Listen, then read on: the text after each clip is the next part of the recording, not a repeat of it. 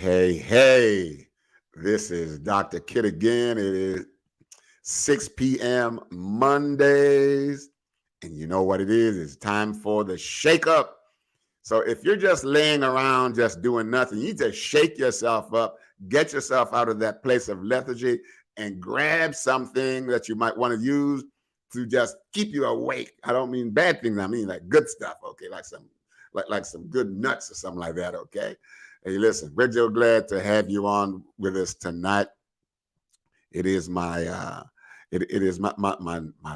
Monday stuff that I just like to do, and I'm enjoying doing this, and I'm glad to have you along with those of you that are watching. You're my guests, and I love you all so much coming on like this, and it's no different from one week to the next.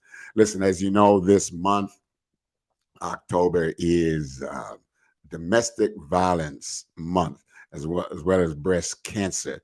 And we're going to close this month out with another episode of domestic violence. But we're getting so much chatter on and off the show, that one of the things one person said to me is, listen, domestic violence and breast cancer just doesn't happen in October. It happens all year round, So I said, we might want to just drop that in again, some other time when we think it's appropriate. But until then, listen, this is Dr. Kit, Shake Up Time. Listen, we have a great program for you. We got a guest that we're going to be having. Going to be bringing my guest on in just a little bit, but listen, we'd like you to like, follow, share, and subscribe to this program. You like, follow, share, and subscribe. This is how we do it. This is how we grow, because the content, it's all about the content. I'm not just here having, some round table talk. I'm talking like some real life content where people are not just talking about themselves, they are sharing their lives. You know how it is when you share something, there's always more left. And so there's always more of themselves that's left behind. And so they are sharing what they feel comfortable sharing. And so that's good, so like, follow, share, and subscribe. And that will help us to grow as an entity of getting in touch with people out there. Also, if you would like to be considered for a future show, we're asking you to call my team at drkidspeaks@gmail.com. Call my team, drkidspeaks@gmail.com, and they will be guarantee sure, to get you a space, a slot, a spot, a position on the show to talk about whatever it is we're going to talk about. Now, like I said, we're not asking you to dig deep into your business and stuff like that. We just want to hear from you, hear from ordinary people. And I don't mean ordinary in a negative way. Just people, okay? So that you can have a platform to share your thoughts, good thoughts about life and about your life, okay? So here's what we're going to do now. I'm going to end all of that. And let me just say, a few weeks ago, we had our conference down in Atlanta. Many of you came, many of you watched. And so I thank you so much for your support. And now at this time, I'm about to shut up and bring on my guest for the night. And here he is. This is our guest for the night. And, like I always say, it's one thing for me to introduce somebody, but the introduction is coming from outside of the self. So as I do all the time, I allow them to introduce themselves, because they are not just talking stuff. They are in the posture of sharing themselves. So when they share themselves, starting out with their names and whatever else they want to tell you, that's good for me. It's good for them, okay? So guests, give yourself a name, give yourself a personal touch, so that your people out there who's watching can get to say, hey, I like this guy. Go ahead. All right. Hi there, everyone. I'm James, and I've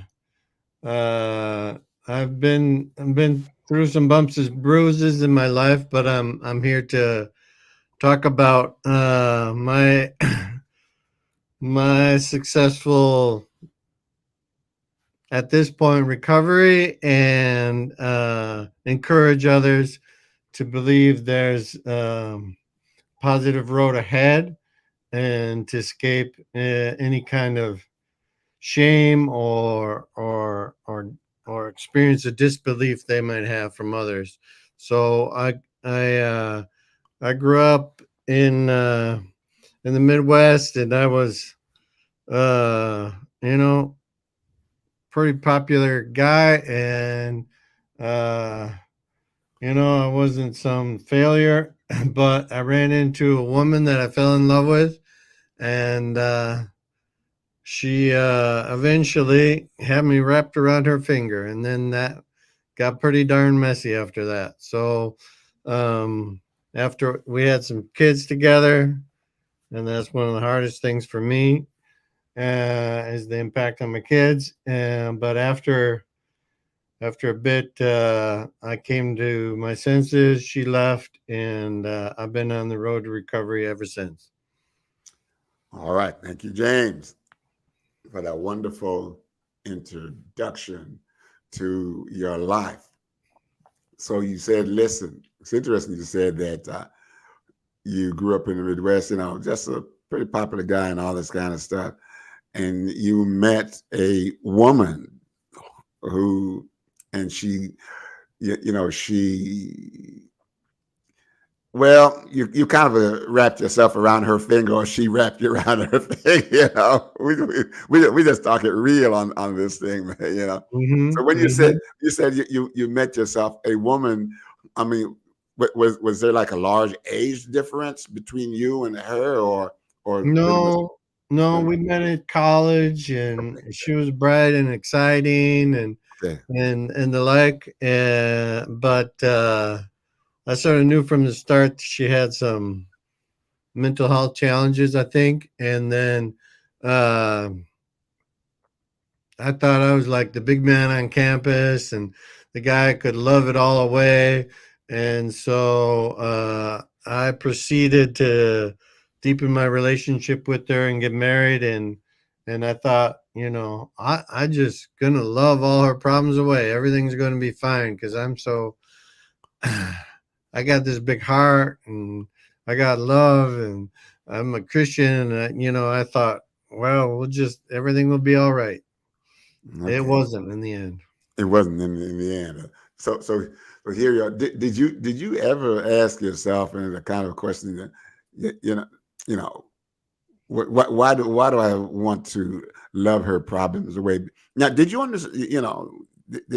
Why did you want to do that? What was it? What was going on with you? Why you felt you needed to do that or wanted to do that? Yeah, I guess uh, sometimes us guys we want to solve everybody's problems. We want to be strong in that way, and and I really didn't have any sense. I was pretty young yet. And I guess I grew up in a family where, I had a great dad. I love him. But he was also, someone we sort of needed to take care of a little bit, like his feelings and stuff. And so I think I got into that role pretty quick, like trying to take care of her, trying to, walk on eggshells. Okay, so here you are.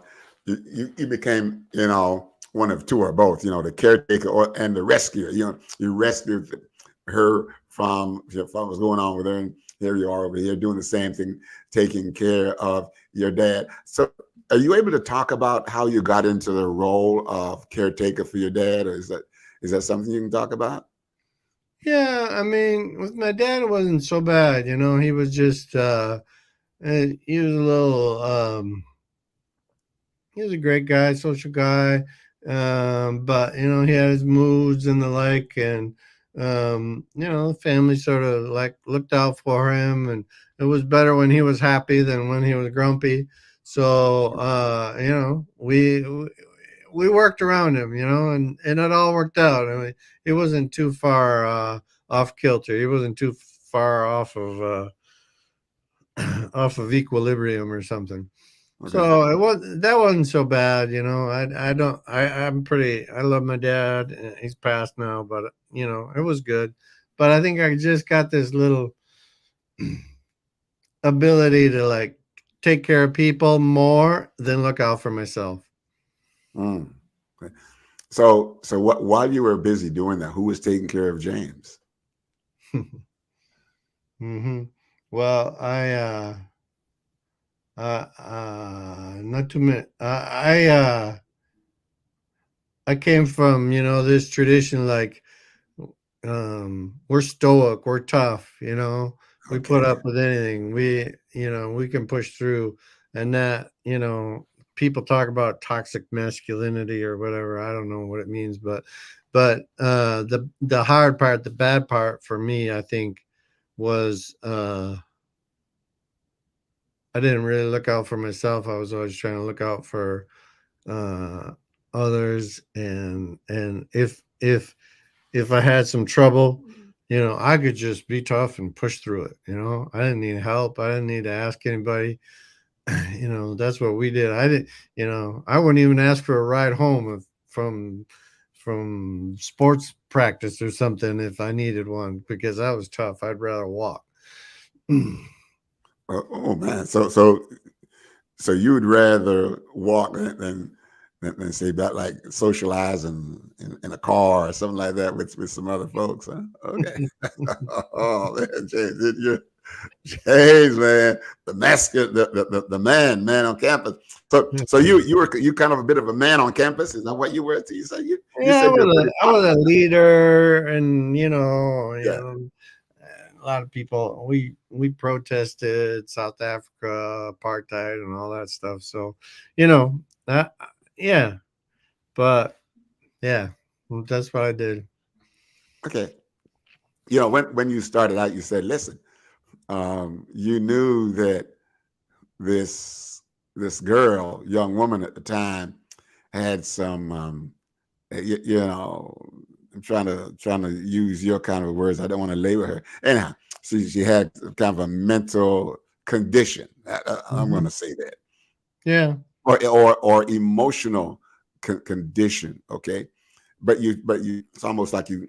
There's a part of you that started to like her and fell in love with her. Now, was that the part of you that wanted to attach yourself to her, or was that the rescuer in her that was active in trying to say rescue her? And you said you're going to try to rescue her from herself, and as you walked your way through it with her. Yeah, yeah, that's a good question. I mean, there was definitely. I mean, she was real smart and vivacious and the like, and but there was so that was attractive to me, and it was like a ticket out of my small community to a different place, a bigger world. But there was definitely the I'm going to rescue this person, like I got this. So there's both operating at the same time. All right. So rescuing the person, rescuing the person would rescue what part of you? Hmm. Hmm. Well, I was always pretty insecure about myself and Right.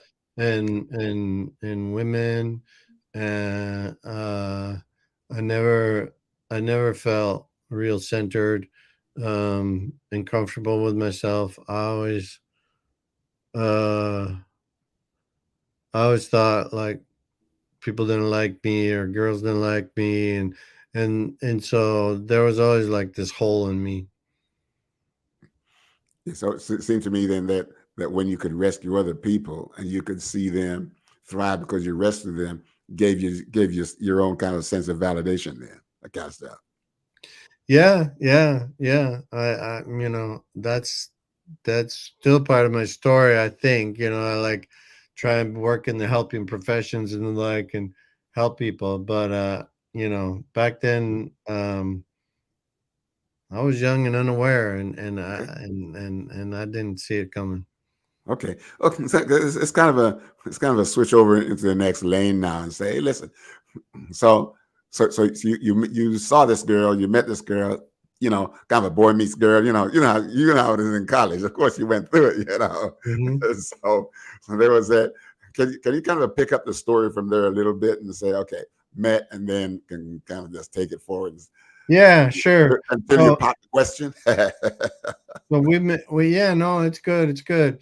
We met, and I had this big group of friends, and she was sort of outside that group of friends, and I fell head over heels, and I think one of the silly things was right away my friends were like, "Hey, maybe not," and they were trying to give me advice. My family was trying to give me advice, but I was pretty strong headed, and I knew. I thought I knew that I knew what I was doing, and so pretty quickly, I was ignoring all my friends and family, and I was in a world um, that sort of was defined by her and how big it was going to be and who I could see and everything, and was all calibrated to her. She portrayed it like she was scared of people and she was nervous about being out, so I had to stay and be with her. But then I couldn't see anybody. I couldn't see my friends anymore, and they were reaching out to me, and I was like, no, no, no. And pretty soon I was just in this little world with her. Yeah, but if she was kind of presenting herself as, oh, I can't do it, all that kind of stuff. It made it right for you then to go in and rescue that part of her helplessness. Then, Yeah, it felt like the right thing to do. It felt totally like the right thing to do. It felt like I was being a good person. I was being a good boyfriend. I was being a good fiance eventually, you know. And she was weak and she was helpless, and so um, yeah, I felt like I was doing what I was supposed to do. what you're supposed to do. Okay, so as you were going on through your college social life, you, you know, and you were feeling yourself kind of getting more drawn to her. Was it kind of a mutual, or were you pursuing her, or was she pursuing you, or was it kind of a mutual drawing of each other? Because the rest of the story you're going to tell us in a moment. Yeah, Yeah, I'll get to the yeah. tougher, uglier parts, but yeah, we for a long time we just looked at each other, and tried to cast a spell on each other, and then Okay, boom, we were together, okay, and then we were inseparable, and that okay. was really towards the end of college, and then we were like in just a small group of us two, Mhm. in a lot of ways. Okay.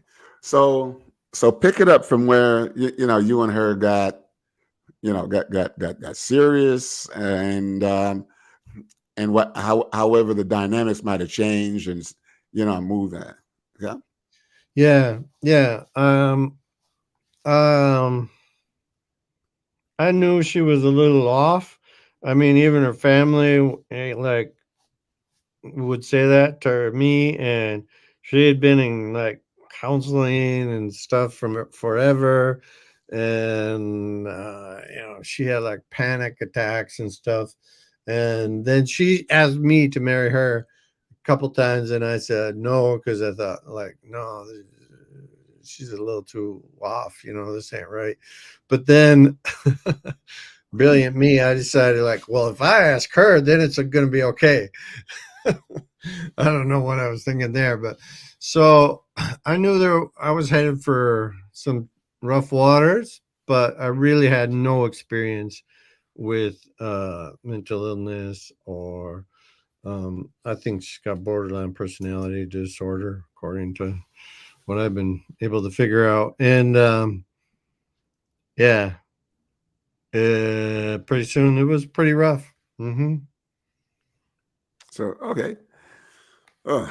So by the time you discovered it was pretty rough, were you kind of a deep into it by that Yeah, time? but Or then we were married, and I'm Christian. I'm from a Christian family, and I was like, no, I can't ever get divorced, and all this other stuff. And so, like, I was just totally boxed in by my background, my family, my church, and like I thought this was the only path. I just got to stick this out no matter how Mhm. bad it is, and I'm gonna get like bonus points in heaven or somewhere Wow. for just sticking it out. Okay. So was the change gradual, or from this nice young woman on campus to what happened, or was it kind of Yeah, it was sort of shoot it was off. We had some different conflicts and things were sort of tough, but then I think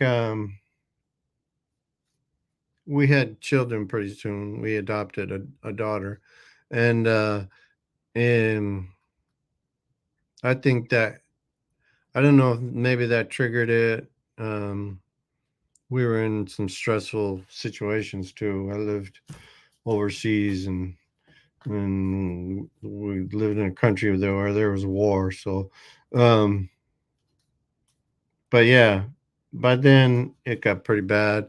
Um, I mean, she didn't want to have much to do with kids, and one time she like threw the baby at me because she didn't want to change the diapers, and it was getting really pretty messy.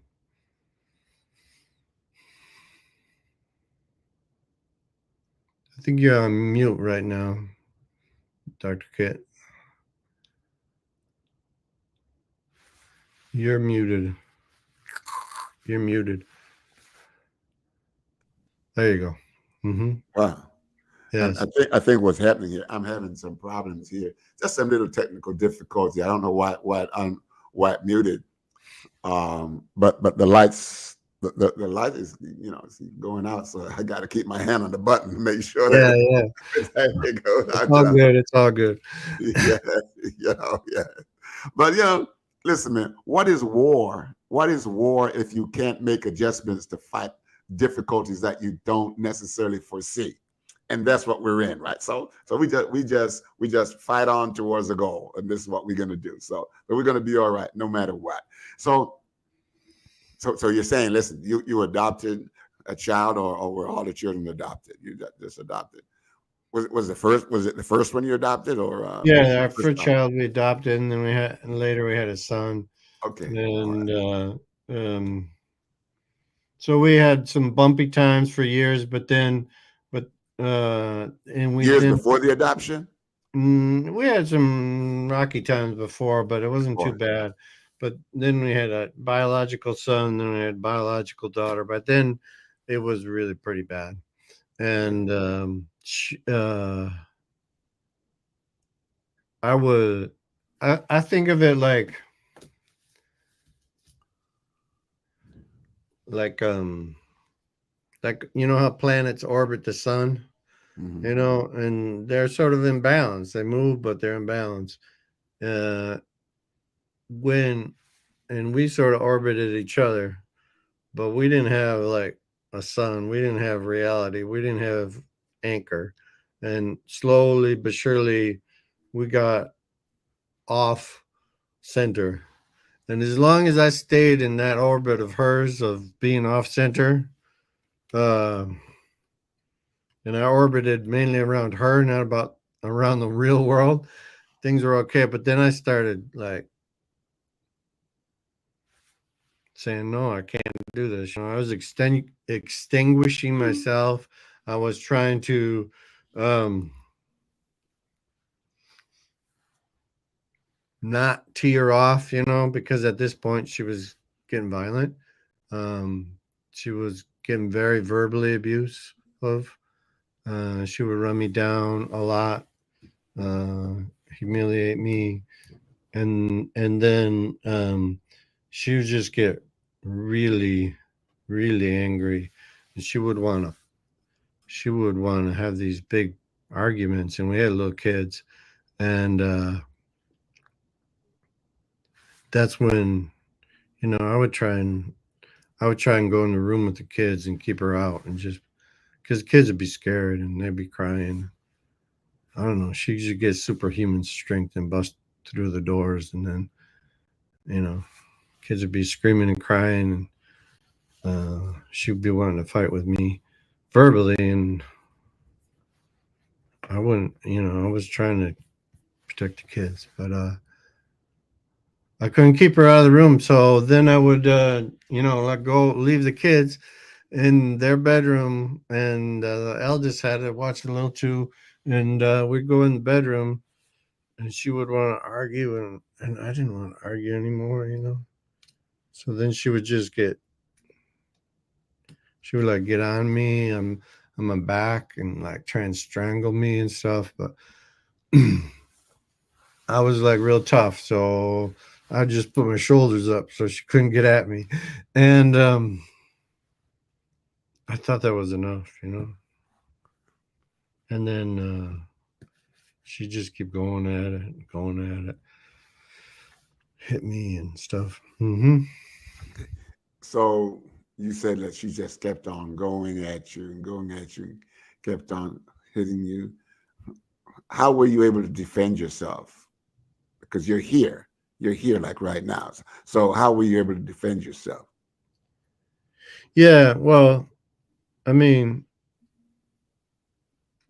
I'm a guy, so like people think this can't happen, and I'm Well, like, can you hold a second? You're a guy, so people think this. Can you give this a name? Can't happen, and then talk about the myth, if it's a myth, and why it can happen to guys and why it happened to you. What is this you're talking about? well, people think that women don't or can't beat up on guys. Okay, all They right. think only guys beat up on women. Mhm. And I know that guys beating up on women is very common and real and bad and way more common, probably. But women can beat up on guys. And a woman beat up on me. And, you know, like if I was in a fight in the street or something, one on one, she was trying to rob me or something. Yeah, maybe I beat her up. And I was bigger or something. And she was some unknown person. Like if you're just if it's just face to face like that, yeah, I'd win in a fight. But this is my wife. I'm not supposed to hit her. I'm not. Yeah. So I took it. Yeah. So so James, there was a part of you that was, I'm thinking, that was hurting because of what was going on. And then there was another part of you that was hurting because of what was happening to you. Those are two different kinds of hurt. One was what was going on was what I call the emotional hurt. And the external one, when you being physical, was what was happening to you. That's the kind of a physical one. Now, how did you handle the emotional pain and the abuse and that stuff? How do you deal with that? Yeah. Well, I mean, the physical is easy. I just tough it out, and like she can beat on me and I can be hurting the next day. But the physical, like you're pointing out, you're getting at, is the tougher stuff. And, I stupidly, I guess, probably, but I didn't have tools to deal with it back then. I just put up with it. I just swallowed it. I just suppressed it. I just tried to endure it. And I my body could handle getting punched and kicked. I thought my soul could handle it too. But that, you know, isn't really the case over the long term.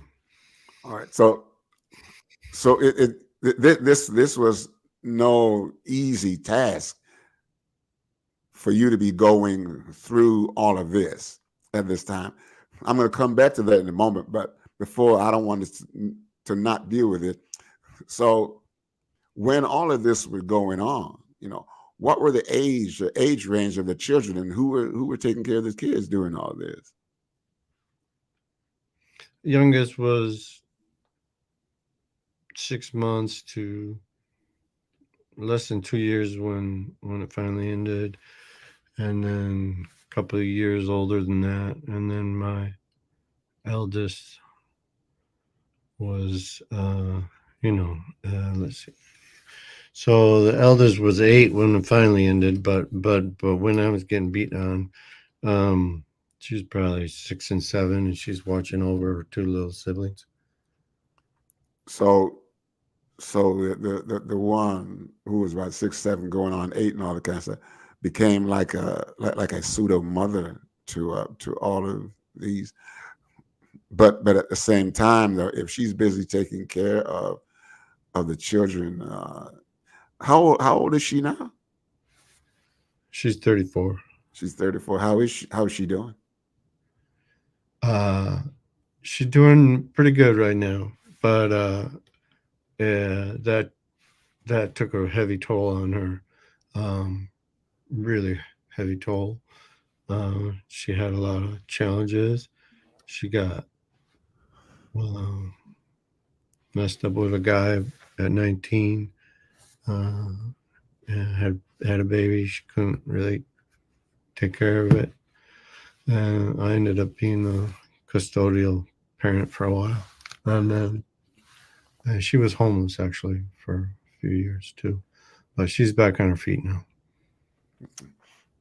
I guess guess I was asking that because if she was seeing all of that and she was busy taking care of her siblings, she must have a heart of gold. So now again, she becomes another rescuer. But by doing that, and so I was just wondering, I'm asking because to see whether or not she is in or went into a relationship where she felt she had to stay in order to prove her value, and in staying in order to prove her value, she was probably being abused also. So I was just wondering, about that, Yeah, I don't know the ins and outs of all that, but yeah, she was actually in a relationship with a woman, and that woman was beating on her and locking her up and making her feel like she didn't have any options. Mm. And that's when things got so bad that she had to give up her daughter, my granddaughter. Okay. And so we do know that in any abusive situation like you went through, it's a loss because it's a deviation from normalcy, or at least expectations. So that in itself is a loss. So you had a loss earlier on, and when you were going through it just with her alone, and so then you had another loss when your daughter was going through her stuff, and then another loss, surrounding your grandchildren, your grandchild, So it looks like you've had a lot of losses.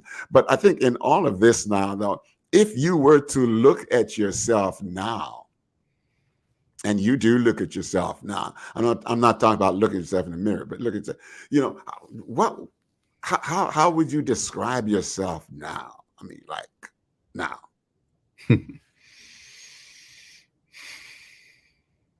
Well, it's been a really long journey, and I've been in a lot of therapy at different points, and I still really struggle with shame, like, because on a bunch of different levels, like as a guy, I should have, somehow had the masculine strength to get out of there. Um, or like I used to want to carry all three of my kids out of there, just carry them out, you know. And then I should have protected them better. And I feel a lot of shame about what they had to go through, my son, seeing her chase me around with a knife trying to kill me.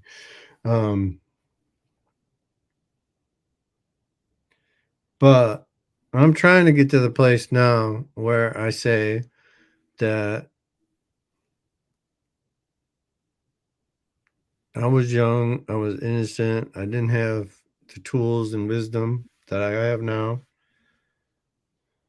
I let myself get cut off from any kind of support network.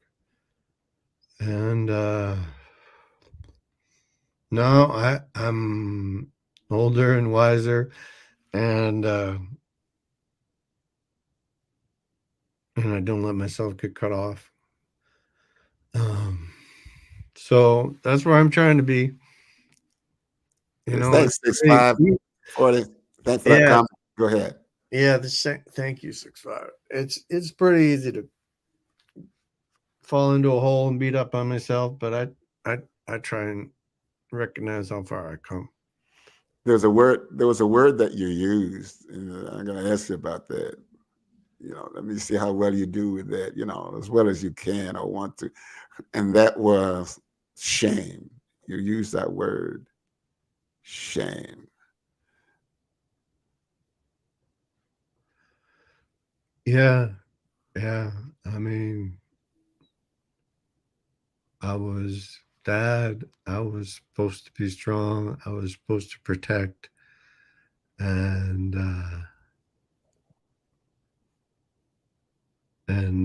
I let this little world of mine, this marriage, this home, get out of control and get crazy, and I did a lot of damage to my kids. But it takes courage to be vulnerable. Thank you, Jamie F. Okay, all right. It really does take a lot of courage to be vulnerable. How would you respond to what this viewer just said? It takes a lot of courage to be vulnerable. How would you respond to that? Not from some book, but from James's position, your experience, what you went through. It takes a lot of courage to be vulnerable. How would you respond to that? Yeah, well, I was talking about that lately, and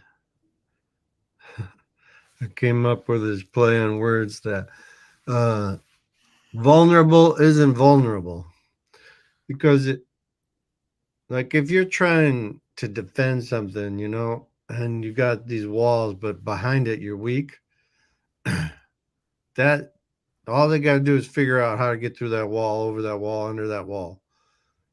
If you're out there and exposed, but still in a way strong, that's better. That's stronger. You can be real. That's one reason that I'm on this darn show, is be real and let others know that it happens to guys too. And you can be real, and we can have each other's back. Mm-hmm. Listen, James, before we run, you're doing, I really do want to thank you so much. But before we end this session here, I just want to say, what do you tell yourself? It doesn't matter about what people are thinking or what the world thinks or what normalcy is, okay? But what do you tell yourself when you look into the mirror of your mind, when you look at yourself?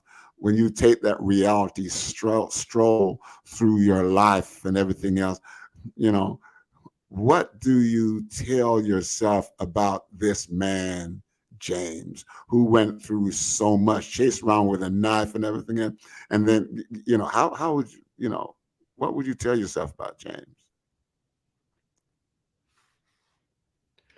Well, for a long time, I told myself that James screwed up. James was bad. James was weak. James was a failure. And now I get up and try and say James is a survivor, and James has an experience to share. And healing is not easy, but it's possible. And um, But male that takes a device. lot of strength, though. That takes a lot of strength to overcome all of that. And people, you can say, you can say that you're a survivor. You can say you're overcomer. You can say you are a victor. You can say all of that. You know, you can say all of those things. And so, so I really want to, just let you know that um, is,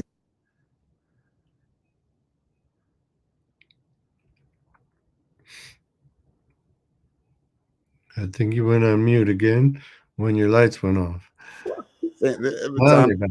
No, I'm no. muted. I got it. I got it. I got it. Thank you so much.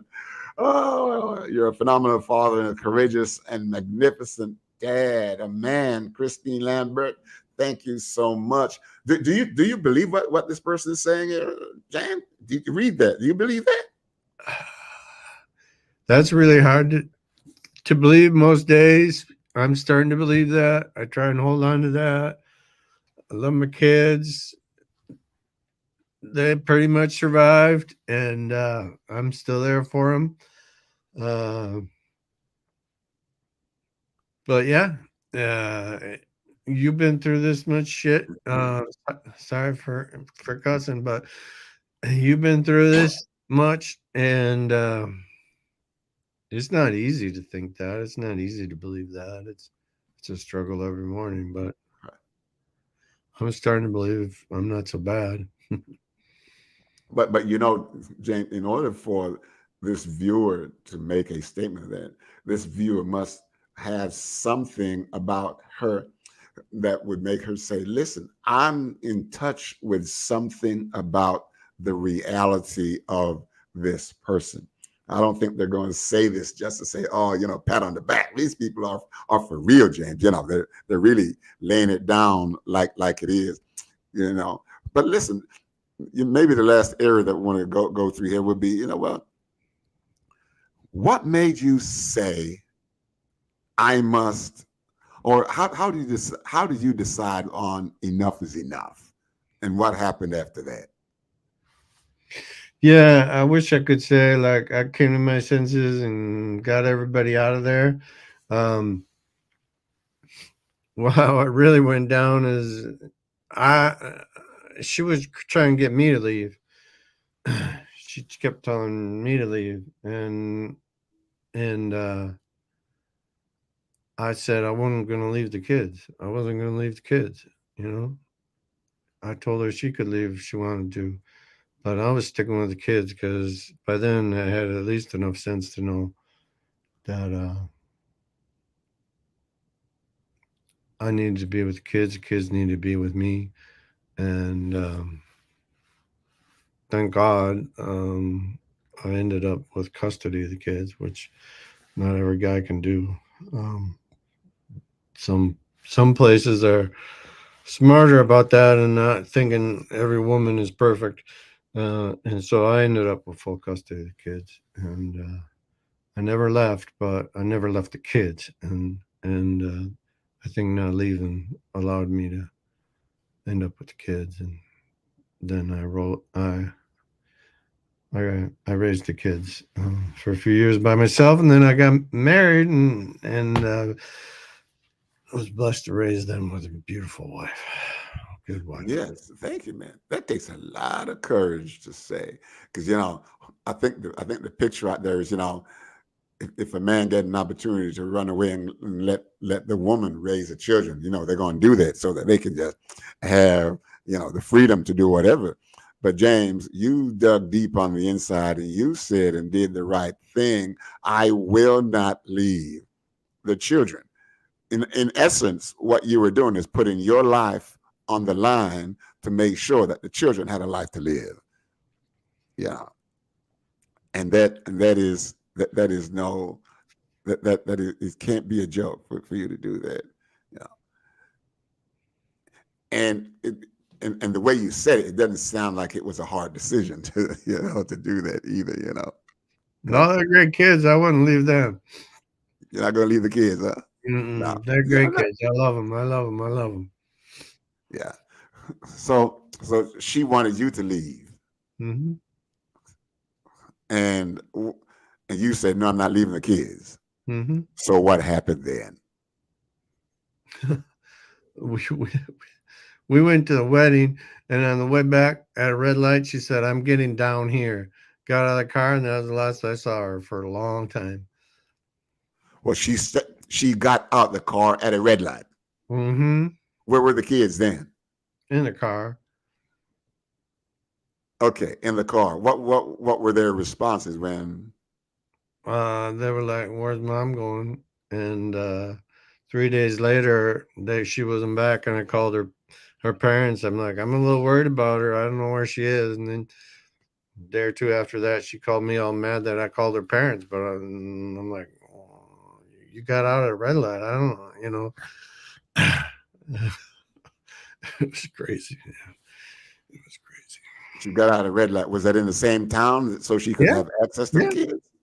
No, well, she could have, but she didn't have much access because, I mean, at the beginning, she didn't have much to do with them. Then she started seeing them a bit more, but then she would say like, "I can't handle them. Come pick them up," and a couple times she would, you know, beat on the kids or something, and they'd call me from the neighbors, so I'd go get them. Wow, pretty rough part of your life to go through, huh? So okay, so thanks, Dr. Gibb, for your wisdom and healing. Keep on pushing on, James, and take one step. God will take two. But here you are, James. You got some folks in your corner that they're not just saying this. I mean, people are pouring their heart and soul out to you, man. They're reaching out beyond the facade of what they see. People are trying to get in touch with the soul of who you are. That part that no one can see, but you are speaking so open that they can actually get in touch and get inside of you. So that's a good thing. And they're seeing that they're not just looking at a man; they're looking at a person. You understand what I'm saying? You understand the difference. And so you were able to do that. And I'm just so amazed, man, that you would come on and talk so openly and so freely like this, and that you took such good care of, and such good care of the children. Uh, I tried. so again, James, it's been beautiful. It's one wonderful time with you, just talking and thanking you for sharing your experience. And I will say this, that you did a landmark thing, because men don't normally do this, and you're certainly the first male to come on and share. You've only people chasing around the house with a knife and stuff like that. That really got to me, man, when you said that. So I really do want to thank you, and thank you so much. Any last word you'd like to say before you leave? Yeah. Yeah, I didn't do this to get like some attention or anything. I don't know. This is hard Right. as heck. But the few times I've opened up, I've been surprised how often I've run into another man that's had something maybe Yeah. not as bad, Right. and always different, but I think it's time, you know, men speak up a little bit about this, open up, and take each other's back. You know, we gotta not beat on women, but we gotta not let ourselves get beat on either. Right. That's a nice way to end that, James. Very nice way to end. So, James, I really want to thank you. And we'll do this again, if not during the year. Come back and give us an update on your story, your life, how you survived this, overcame this. Experientially, we'd love to be able to have this conversation ongoing at another time. Okay. So thanks much, James. Appreciate you, sir. And I want to thank you, all you viewers who stuck in there with James. So just give James a good high five or some nice parting words. And there we go. There we go. Overcome the word of testimony. Oh, you're preaching now. All right, James. So there you go. All right. God bless. All right. Thanks much, sir. Thank you so much. Thank you all so much for just hanging in there with James tonight and with me. It's quite a gripping story that he had to tell. And now at this time, I'm going to bring another person on that's, and they're going to come on now. They're going to tell you about some resources that they have that they know about. So at this time, we're going to invite our next guest to come right on. And here's our guest. Good evening, sir. Good evening, Zach. All right. Good to see you, man. Yeah, really man. good to see you. Good to see you. Yeah. Good to see you. Yeah. Okay, Go ahead. Go ahead and introduce yourself and tell us about you a little bit, and then tell us what you want to tell us. Yeah, absolutely, man. So my name is Zach Flood. I work at the Men's Resource Center of West Michigan. We specialize in men's work in general. It's a pretty big umbrella, but relevant to this session here tonight.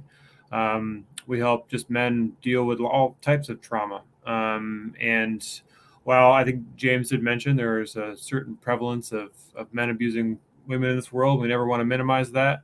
There are certainly male victims out there. And we'd like to be a resource for those individuals to come work through the pain and the trauma that comes with this type of abuse. And so, you could visit our website at menscenter.org. And we have lots of resources there, reading materials, and the ability to reach out and talk with individuals. Because what we see here is a little bit what James was talking about. Is it's pretty hard for men to admit this type of stuff because it goes against a lot of the archetypes and a lot of the definitions of what they think they're supposed to be. And so we work with abusers too. And in that instance, while they might not admit what they're doing is wrong, they don't really have any trouble admitting what they've done because it sort of fits into a power and control dynamic. But for individuals like this, it's even harder to talk about because they have to admit that what they've experienced goes against what they define of themselves as, or think they define themselves as men. And so it's a really, really challenging place to be. And we just want to be there for as many of those men as possible. And so just to give you an example, is we've done a lot of work with men in these situations, but a lot of times it's on an individual level because they kind of come in, like they trickle in a little bit. They don't really come in all at once because it's hard for these men to come forward, understandably so. And we actually would love to set up like a support group for these men. They can all get together in the same room and work through this in a group setting. But it's just hard to get enough guys on the same schedule to do it. And so we want to put the word out there that we can be an oasis in the desert here, and would love to work with these men and help us as any way we can. And so, it's just a unique situation sometimes. And so we just want to be there with open arms to be a resource. So, but I appreciate you sharing our story. So what city are you in right now? Oh, we our office is located in Grand Rapids, Michigan. which is on the western side of Michigan. But we do offer online services. That's and what I was about to ask. Good. Yeah. No, it's a great question. We offer online therapy and also coaching for individuals across the states. And so yeah, it's something that we can do. Depending on every situation, that's what consultations are for. We want to try to make sure we're the right spot for people. But if we're not, for whatever reason, we're always there to help find a home for everybody, even if for some reason we wouldn't be the right fit. So yeah, All absolutely. right. So let me ask this question here. We know that it's not the typical thing for us to believe that man can be abused because, for whatever reason, man, not normally larger than women and stronger than women and so on and so forth. And then there's a shame piece, and James and I, we talked about that earlier on, but how easy is it for a man to get in contact with you and then either by phone or just walk-ins or however they do that, and come and say, listen, man, I have been abused by a woman. I need help. Because I'm thinking that, that before they can even come to you, they got to come to themselves and talk it through. So how easy is it for them to come to you? I mean, it's really hard, because a lot of them just men don't even have the vocabulary to be able to describe this type of experience, and so it's really hard to even be able to speak about that to themselves, and let alone go and speak to somebody else about it. And so it becomes a real big internal struggle. But I can tell you that, and I don't know if Dr. Kit, we lost him, but I'll keep talking here. There you are. Okay, I just want to make sure. But I would say that I can speak on behalf of our organization. As soon as you're in the door with us, we're going to listen. We're going to be there. We're going to hear your story. We're going to want to talk with you and help you through that. But yeah, I want to take this opportunity that we have here to be able to speak to the guys that might be having that internal dialogue with themselves about trying to define or trying to figure out what's going on with them, and know that we'll always listen. We'll always be there, and we'll always take your call. And yeah, we're going to have a conversation with it. We're going to talk about it. We're going to try to figure stuff out. But we're never going to sit here and tell you that you don't have a spot. You don't have a place to come, because we're always going to be there. So, and again, I like what you said, because I'm thinking that that maybe some won't come because they don't know what you're going to be saying. Man up and get on with it, man. You're talking about those kinds of stuff, and they have probably went through a lot of that stuff in childhood, coming up anyways, where they've been belittled. Yeah, I work with a lot of men, and then we start, they maybe are asked to come, or they come reluctantly, which happens, which is cool. And then we get there and I start asking about feelings and vulnerability and going to the places they don't want to go. And then I sometimes will take a second and I'll ask them, like, does this feel like something for the weak? And they're always like, nope, this is really hard. And I'm like, yeah, this is actually, I think the definition of strength and courage is going to these places. And I like to flip that on its head and be like, no, this isn't for the wusses out there. This is for the real men to go and be with their feelings and talk openly about them and be vulnerable, especially in a safe place. That is there for you. So I challenge everyone to come out there and to come out here and do the work, because no one's gonna do it for you, and we'll certainly be there along the way and stand by you while you do the work. But we all have to do the work of the recovery, and the healing is that victim's responsibility. Unfortunately, even though they weren't the ones that put themselves there, the healing and reclamation and the growth is on them, and that's why we want to be there to try to help. So. Right, but also, while it's on them though, but you're doing a really good job because you're supporting them through this, these rough times that they're going through, kind of take away that feeling of aloneness, and give them some validation. I think that I'm a man, I'm a male, but these things happen. Yeah, it happens. It happens, and yeah, I want to just that first step is just reaching out and being like, hey, can I talk? Do you have a second to talk? Yeah, And that's the big, hairy, scary one. And yeah. I just want to normalize that and normalize the fact that it's scary to reach out. But it's okay.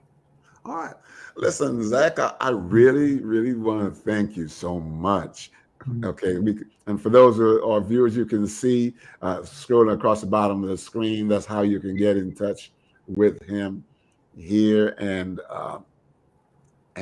just and even recommend people that you might know in that part of the country, so that they can get to you and be engaged in the dynamics of the personal at the personal level, the interpersonal level between the facilitator and those who are need to be facilitated. It's very good. So Zach, I really want to thank you so much. Any last word or thought that you like to say before you Yeah, take your leave? I'll double down on what I said. This is Okay. scary stuff. This is hard work. Yeah. But it's just about taking that first step. And I promise that we're here with open arms. All right. Thank you so much, sir. I'll have nothing more to say. You said it all. You said it all so All very right, well. man. And listen, man, I'm going to thank you again, and I really hope that you can continue your good work. Okay. All right. Great. So thank you so Thanks, sir. much. All right. Have a Thank you good for one. being here with on the shake up with Dr. Kit. You had a couple of good guests. And listen, I thank them so much, and I thank you for being here online with us again this evening. Listen, you know how it is. As I come to the end of this, we want you to do what? What do we want you to do? We want you to like, follow, share, and subscribe. Like, follow, share, and subscribe so that we can continue to bring this level of programming to people. These are things that people are going through. Things that people that have gone through this and whatever shame factor they may have also experienced with it. And also so continue to share, follow, and subscribe to this channel here and tell somebody about it. Okay. And here, last of all, if you would like to be on the show, to be considered to be on the future show, all you got to do is pick up the phone. This thing you got in your hand, pick it up and call and just email drkitspeaks@gmail.com. drkitspeaks@gmail.com.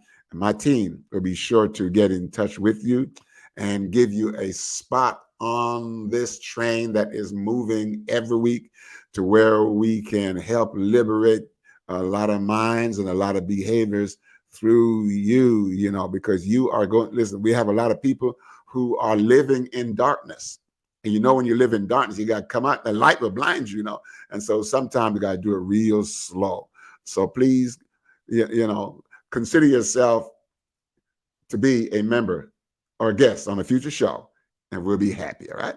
At this time, I'm going to take my break, take my leave of you. Good night, and say, listen, good night, sleep tight, and we will see you again on next Monday. Be blessed.